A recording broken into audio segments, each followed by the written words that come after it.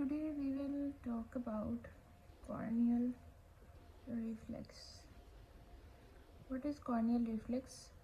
Something that is reflex is always involuntary, and that is basically designed by the nature for the process of for any regulatory or protective function. So nature designed it for two purposes, for either regulation or either for protection of the desired or specific organ the body. So to activate a reflex there must be a stimuli, receptor, effector, afferent pathway and efferent pathway.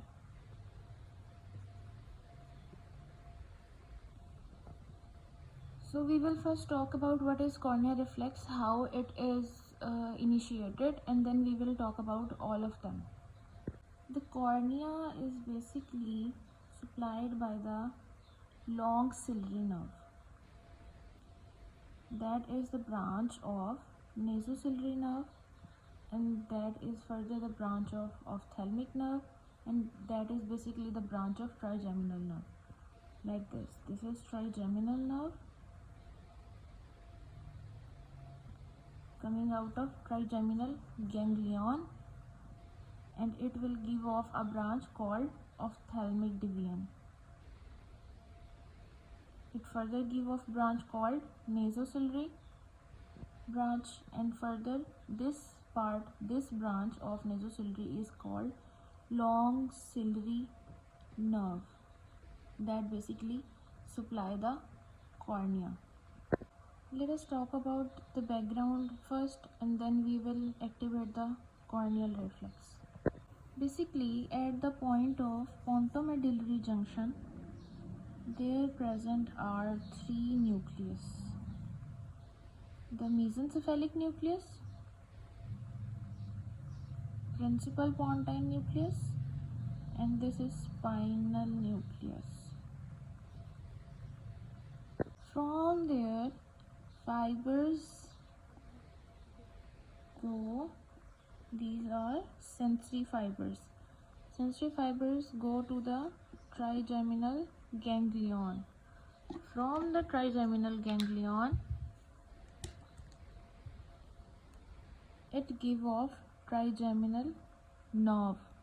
This trigeminal nerve give off branch called ophthalmic nerve, which further give off, this trigeminal nerve give off three branches here: ophthalmic, maxillary and mandibular. Here we will just talk about the ophthalmic nerve. The ophthalmic nerve give off a branch, give off further three branches. One of them is nasociliary, the other is temporal or frontal. These are the three branches of the ophthalmic. This nasociliary branch further give off long ciliary nerve to the, at the point entering of, this is the point where it enter into the orbit, and this nasociliary branch on entering in the orbit give off a branch called long ciliary nerve.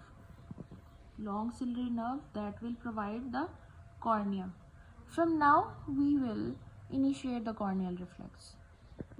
From now I will address this whole as trigeminal nerve. This is the part of trigeminal nerve, but I will call it trigeminal nerve, not specifically ophthalmic devian or nasociliary or long ciliary nerve. Okay, this trigeminal nerve basically projects to the spinal cord, and there present a spinal trigeminal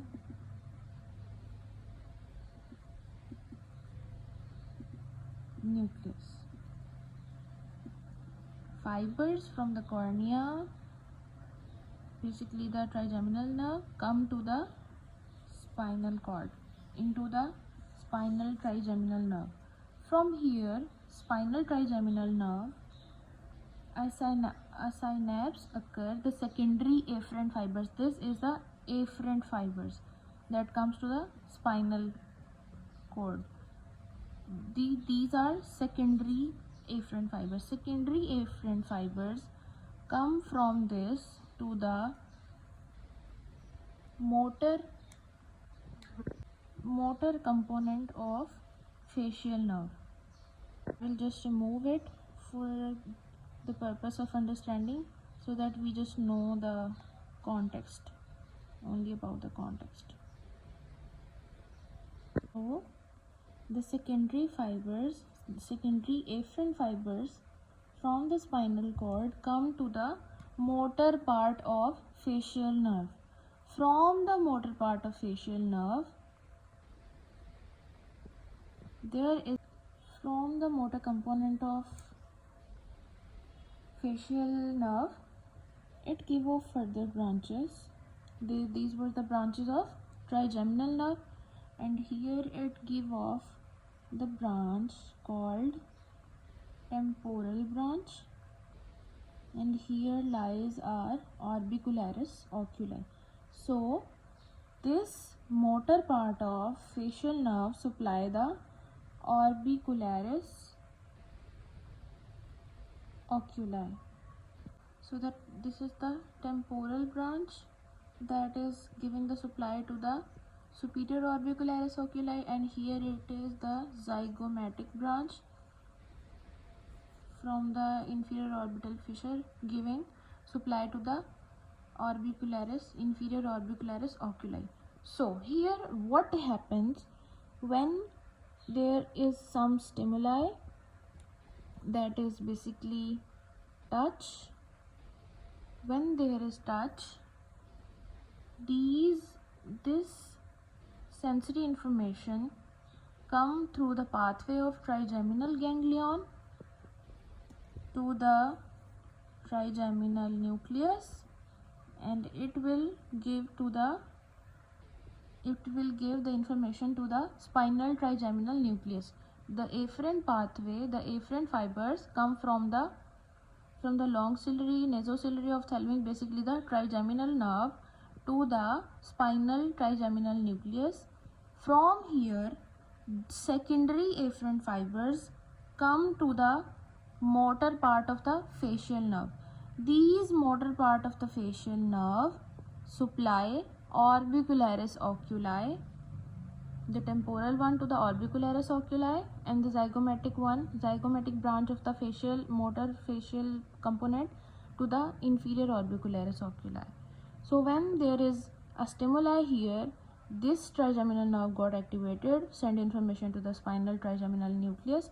This give off information to the motor component that supply orbicularis oculi. So on touch to the cornea, the orbicularis oculi will shut and the eye will close or blink. So this was the corneal reflex. So what is the purpose of reflex? For some regulatory or protective function.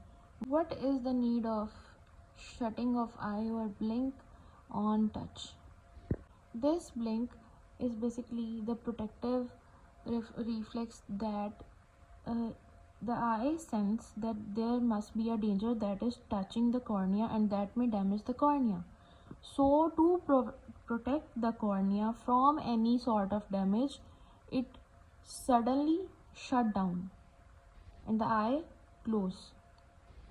So what is the clinical significance of corneal reflex, and what are the stimuli? Stimuli will be the touch. What is the receptor? Receptor will be the trigeminal nerve. What is the effector? Effector is the orbicularis oculi. What are the afferent pathway? This is the afferent pathway. This is the afferent pathway that goes to the motor part of the facial nerve. And this blue one that is supplying orbicularis oculi is the efferent pathway. Efferent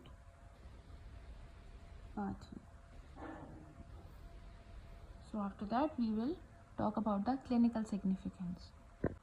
To check if the brain is active or brain is not dead in the semi-comatose patient, the patients that are in coma, this reflex is used to check whether the brain is dead or not, because this is the whole pathway that is present in the brain.